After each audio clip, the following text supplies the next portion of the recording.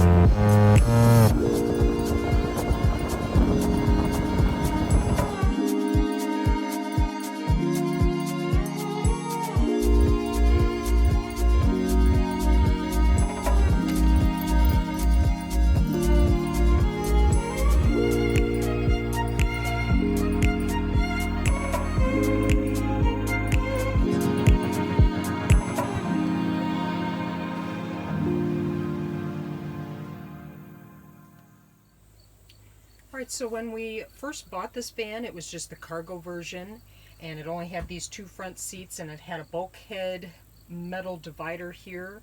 It didn't have any windows on the sides, and it was completely empty inside. We needed to have more seating than for just two. We needed at least three. It would be nice to have a little bit more. So we bought this 3-passenger seat and installed it here in the second row, and then behind that is where we've started our kitchen, and we'll show you the rest here. Alright, here is our kitchen. Our kitchen is about 4 feet long here, and we have it right behind our seats. We have just a stainless steel bowl that's removable, and a faucet with a water pump. We put some backsplash stuff here, metal backsplash, and our upper cabinet that we built ourselves. This was the IKEA door, and this door's nice stuff, and it has locking latches up here so you can leave it open. Okay, so I have a 16-gallon water tank underneath here, and you can look under here, and this is how I fill it up. There's a little water plug. There's a water plug that I take out, and I have this funnel that we store underneath here, and I put that in there, and that's how I can refill my water. So I have 16 gallons here, and then I also have a jerry can that I keep in the back that has 7 gallons. Alright, and under here is our water pump. It's just a 1 or 2 gallon per minute water pump, and we don't have any hot water, it's just cold water. Right, and so we don't have a gray water tank, so I'll have to just kind of dump this out or put it in a bucket if I can't dump it out. And then down below here is most of our electric stuff. We have our light switches for multiple different combinations of our LED lights, and a switch for our water pump in case we don't need it on all the time. Here's regular outlets.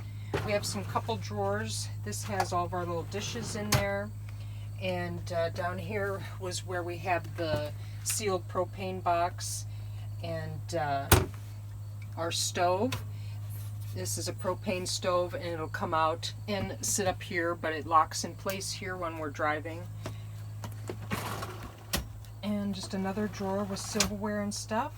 And we have this refrigerator, like a dorm size fridge, 1.7 cubic inch no, cubic foot fridge. It's small, but it works pretty well, and our solar has been able to power it all the time. It has a little bit of a freezer at the top, but not too much.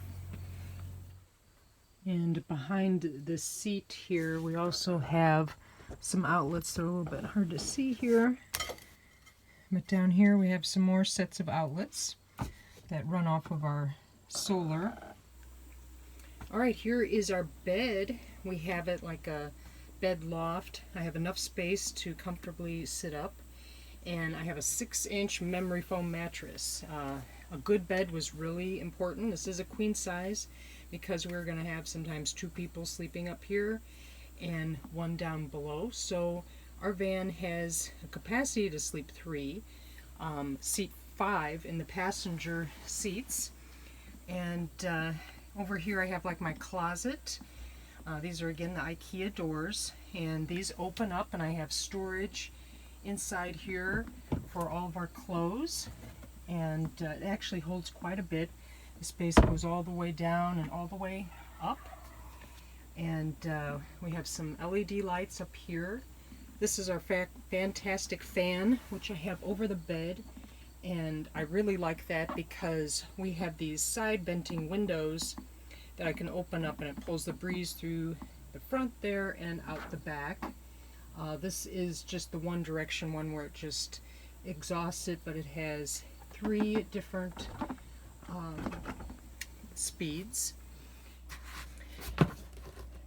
Alright, this space underneath here, underneath our bed, which most people would use as a garage, this is our extra 3rd sleeping area, or 3rd person sleeping area. It'll fit a twin size mattress. We just have one of these foldable mattresses so we can move it out of the way if we need to. We also have some storage cabinets that reach in front of the wheel wells so we can utilize all of that space. And up here is our cat's area. He actually has his own little enclosure. We can reach his cat box and stuff in there, and he has a pet door that he can hop up and go in there. On the other side, there's a couple more storage bins, and that's good for clothes storage. One's ventilated so it won't get any kind of mildew. And back underneath here, we have our carbon monoxide detector right next to where our propane sealed propane box is. Alright, so here we have our hidden toilet. This step is used to get up in the bed, or the cat to use his potty door, his pet door. It has latches here at the bottom on either side to keep it from moving around during traveling. So we unhook it, and then underneath there is our potty.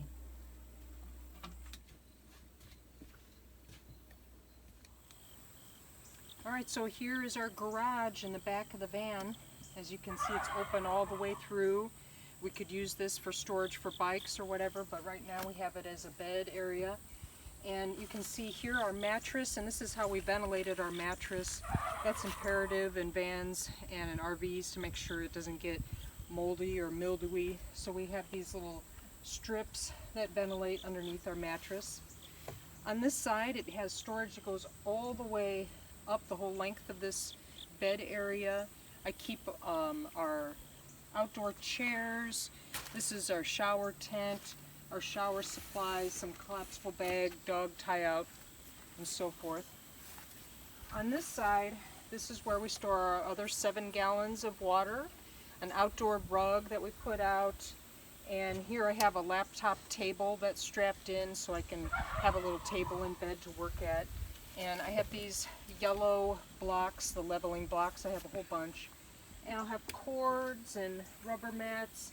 We'll store the dog food and cat food and emergency supplies all up in there. And I store up here underneath the bed. This is for the front windshield. And we have blackout curtains for all of the insulated blackout curtains for all of the windows for at night. And I have those up underneath there. Alright, so to power our off-grid camper van, we have 200 watts of solar on the roof. Right here we have our charge controller, and we have our inverter down here. Then underneath the seat we have our 2 batteries.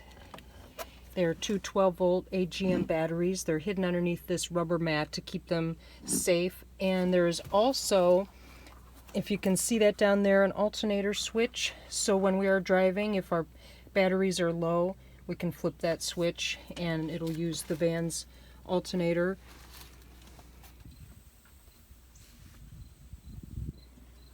And we have a little bit of luxury here. We have a TV that we rarely use, but it is there. The windows that we installed this one on the sliding door, and it just has one vent in it.